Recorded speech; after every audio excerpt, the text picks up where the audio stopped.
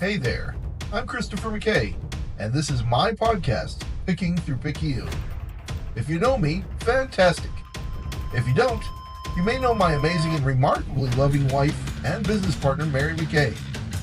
Together, we run the Cringle Studio, a new business in Picayune, Mississippi, where the Cringles from the North Pole will come visit for photos this winter. But this podcast is mainly about everything local. Local businesses, like restaurants, and food trucks, and non-profit charities, churches, history and local politics, live music, venues, conversations, parades, and events. Not really just in Picayune, but within the greater local communities here in southern Mississippi. So let's eat, let's dance, let's talk, let's get together as locals here in Picking Through Picayune. Fighter boy. Hello, I'm Christopher McKay, and here we are in my very first podcast / video that I have done. And I am thrilled that I've got with me Jared Daws. And Jared Daws is an up-and-coming musician here in southern Mississippi, growing, making a name for himself.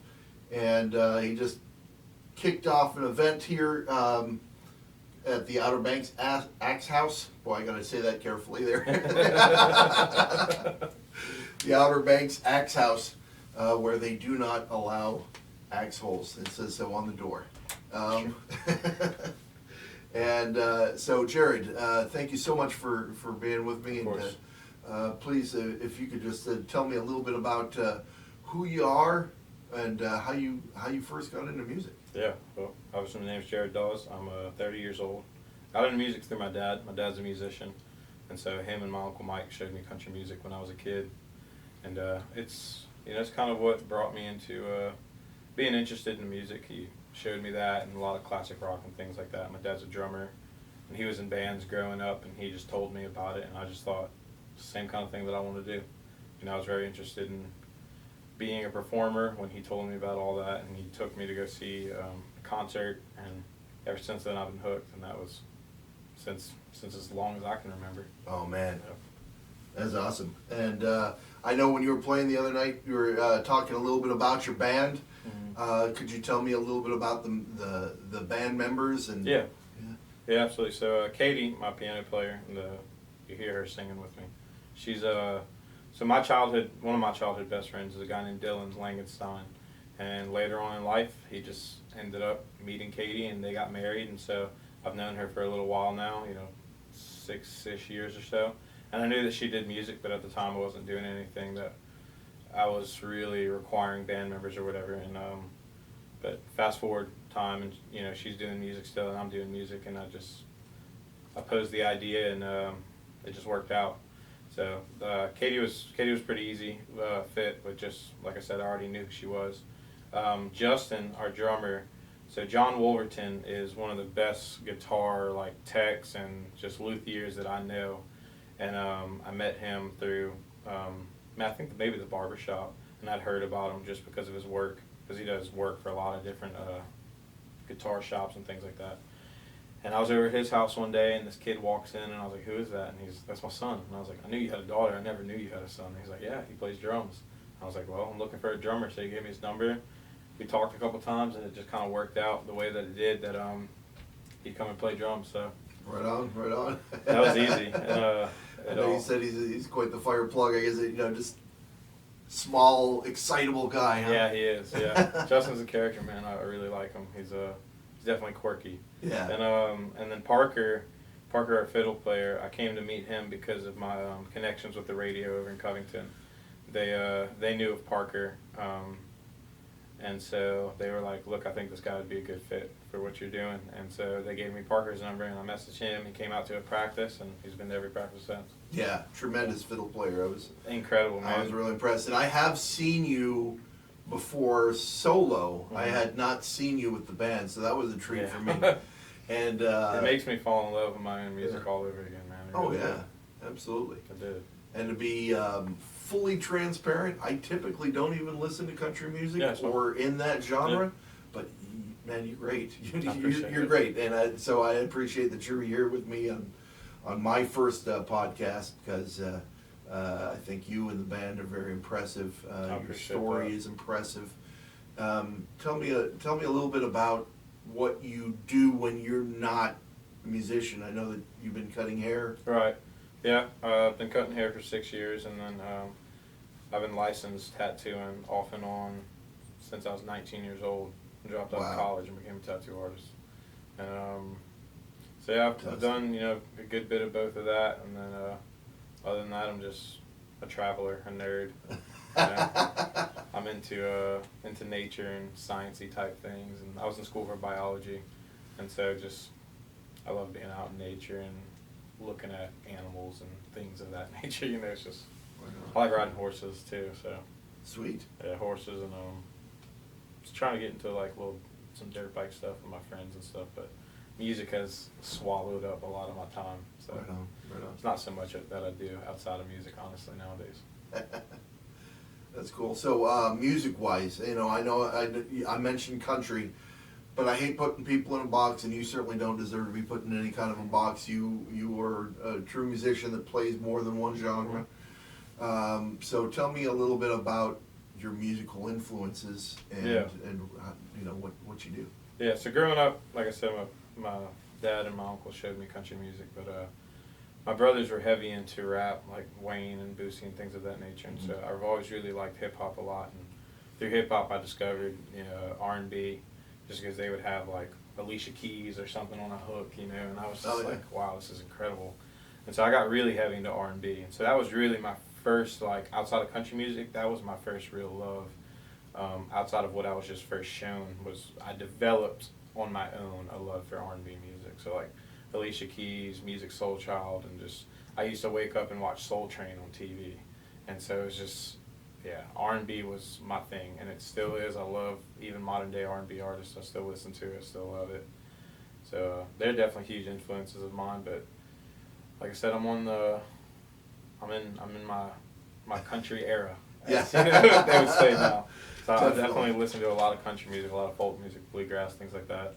Sierra Farrell, Tyler Childers, Billy Strings, just crazy, incredible musicians. Yeah, Billy is just way better than me. So I love looking up to those people. Yeah, I think he would floor a lot of people, including those who shred in the metal world and everything. He's up there. Yeah. But he's some good influences there, definitely. For sure.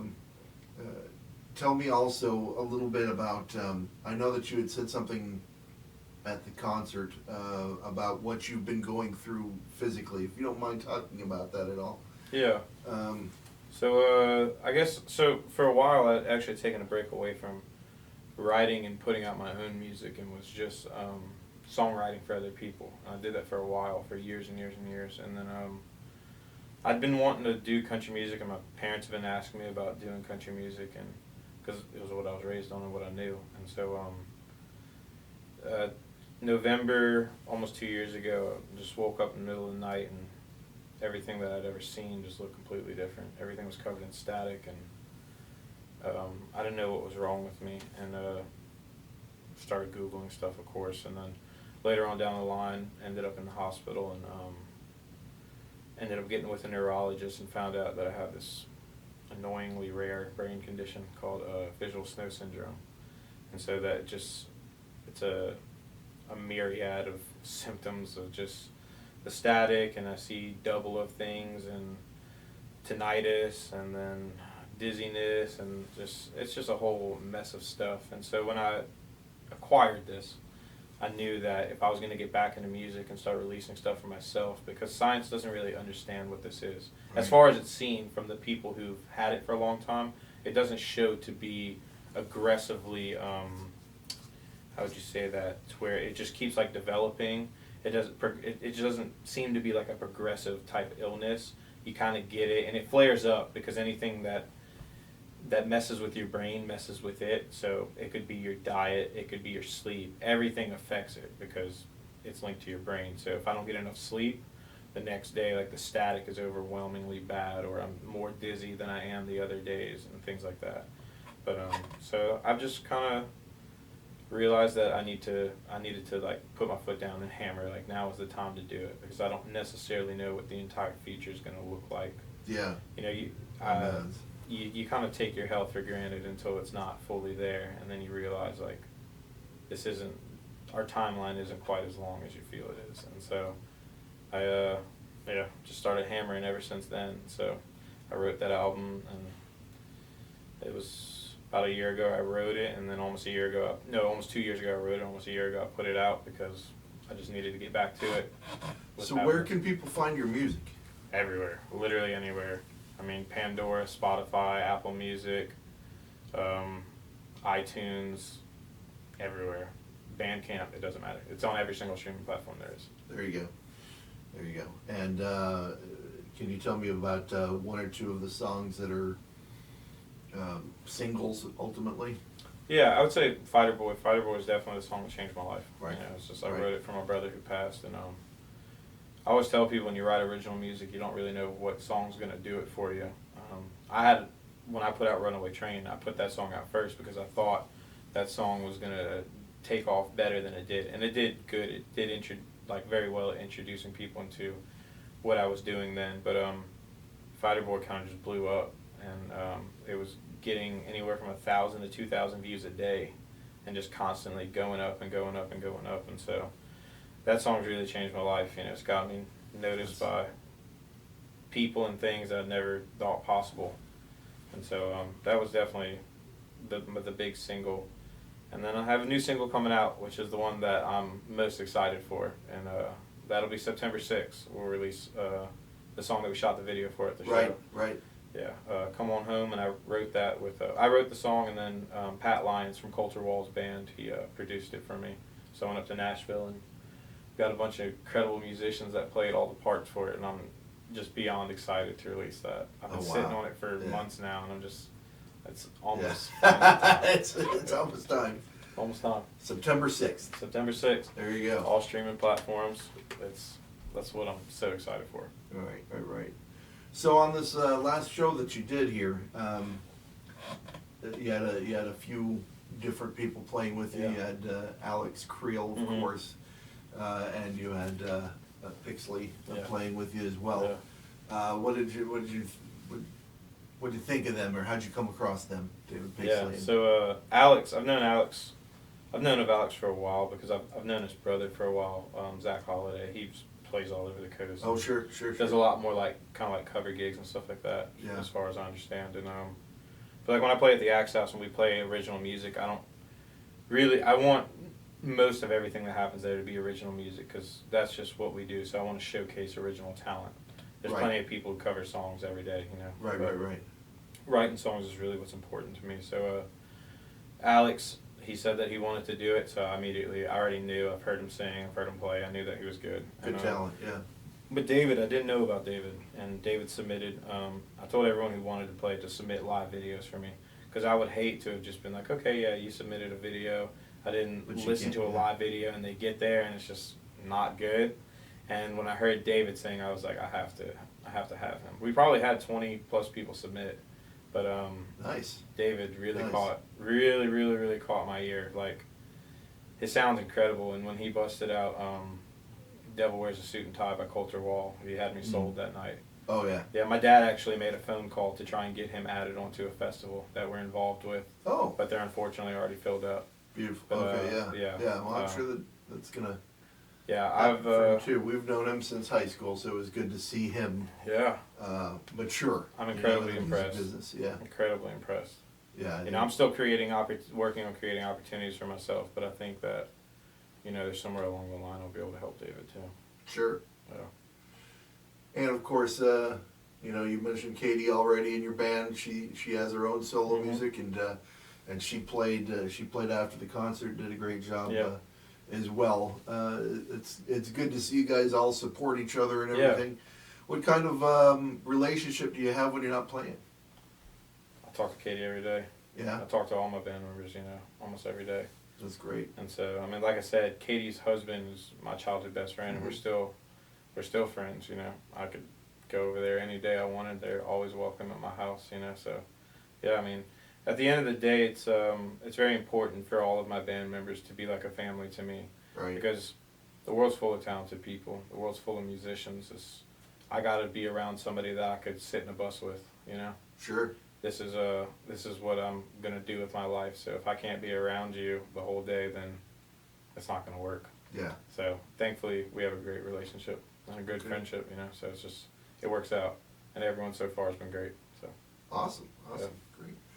Well, I don't want to keep you too long. I know you're a busy man, but is there anything that you'd like to mention that maybe I haven't asked? Yeah, sure.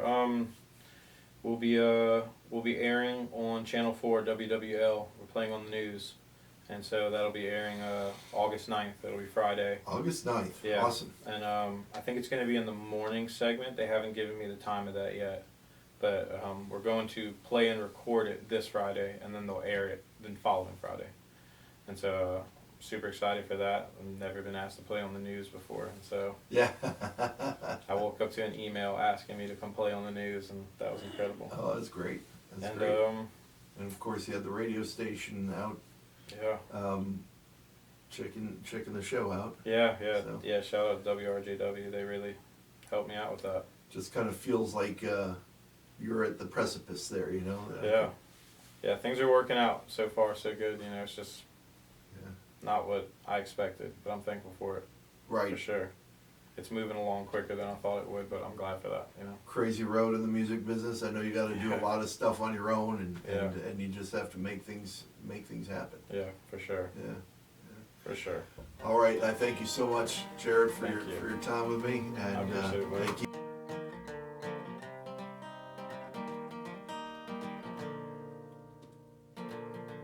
Well, I learned how to fight at a very early age. My brother was a fighter and my uncle all the same. Underneath the old oak tree in the middle of the yard, I shed some blood and tears and I earned my battle scars. He'd fight me till my will gave out, then he'd fight some more. He pushed me way past what I thought was all I could endure. Now looking back, I miss the voice in my corner calling out. I hear it in my head when it's filling up with doubts. He said, "You're a fighter, boy, and don't you ever say you're not. You'll fight for what you love till that fighting's all you got. So keep on fighting, boy, like your life depends on it. Until your bell is rung, you can't ever call it quits. Fighter, boy."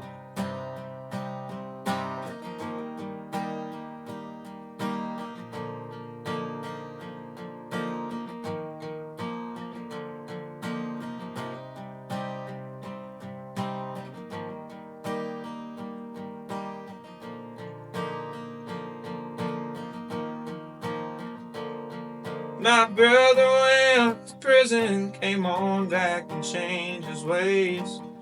Loved and not fighter for the rest of his long days. Well, I should've known it better than to try and act all tough. He pulled me by my shirt, then he snatched me by my scrub. He took his cigarette and as he held it to my arm, I screamed and kicked and fought till it all went cold and numb. He said, "You might think you're tough enough, but the world will pull your card. So we will keep on fighting till your fists are up and hard." He said, "You're a fighter, boy, and don't you ever say you're not. You'll fight for what you love till that fighting's all you got. So keep on fighting, boy, like your life depends on it. Until your bell is rung, you can't ever call it quits. Fighter, boy."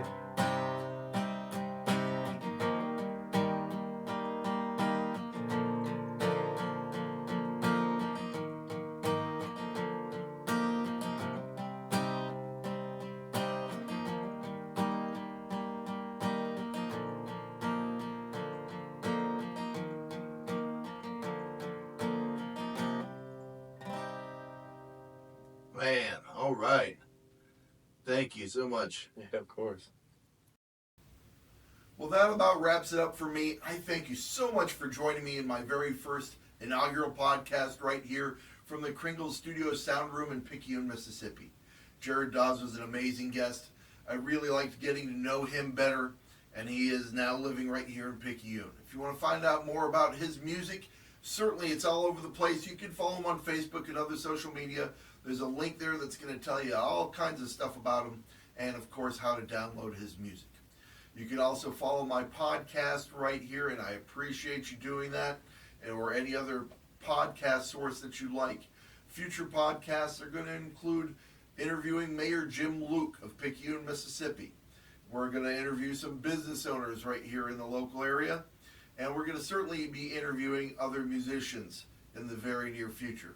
So please tune in to me for future videos on my social media sites or where you're getting this podcast. And have a wonderful day.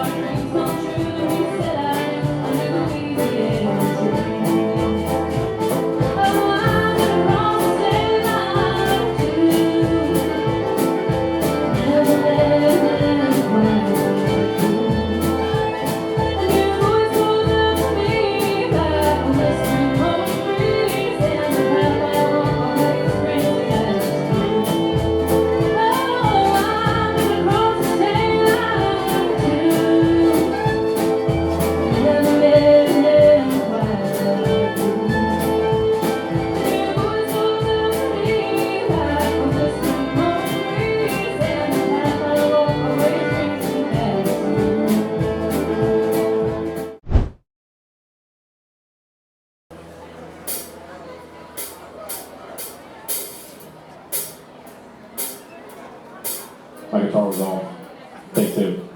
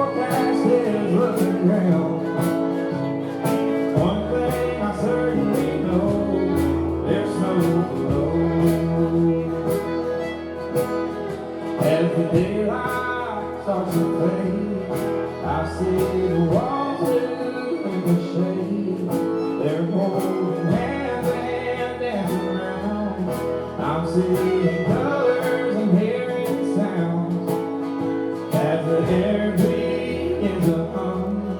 I wonder how this all begun.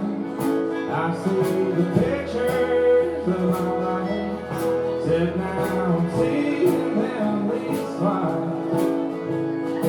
One thing I certainly know, there's no road. All around my life is constantly changing, feeling like my story's unfading. The weather's gotta change, 'cause it's storming in my brain, and the static's spilling out into my eyes, and there's no doubt. One thing I certainly know, there's no road. The only thing I know, there's no road.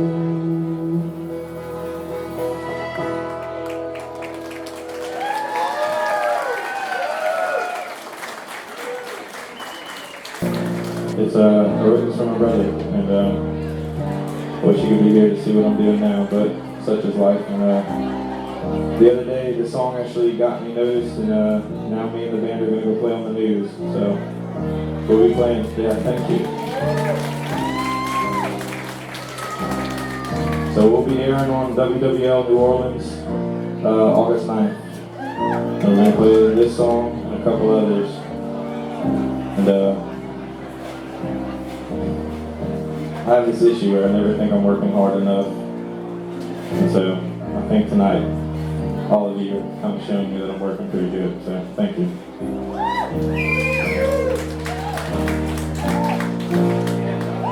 This song is called Fighter Boy.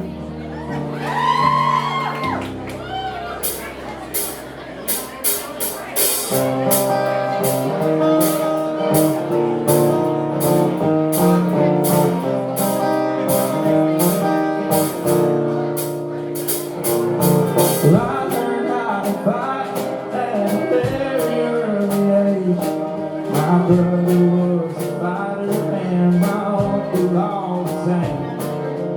Underneath the old oak tree in the middle of the yard, I shed some blood and tears and I earned my battle scars. He'd fight me till my will gave out, then we'd fight some more. He pushed me way past what I thought was all I could endure. Now looking back, I miss the voice in my corner calling out. I hear it in my head when it's filled up with doubt. He said, you're a fighter, boy, don't you ever say hi. You'll fight for what you love till that fighting's all you got. So keep on fighting, boy, like your life depends on it. Until your bell's wrong, you ain't ever call you quits. Fighter boy.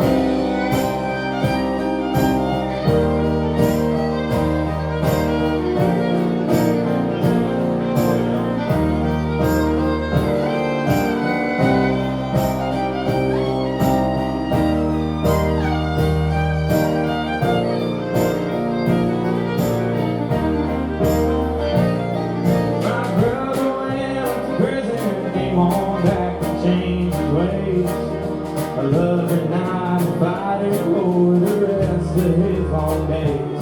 Well, I should have known it better to try and act all tough. He pulled me by my shirt and then he snatched me by my scrub. He took his cigarette and as he held it to my arm, I screamed and kicked and fought until it all went cold enough. He said, you might think you're tough enough, but the world will pull your heart. So we will keep on fighting till your fists are rough and hard. He said, you're a fighter, boy, don't you ever say you're not. You'll fight what you love till that fight is all you got. So keep on fighting, boy, like your life depends on this. Until your bell is rung, you can't ever gnaw the quest. Fighter boy.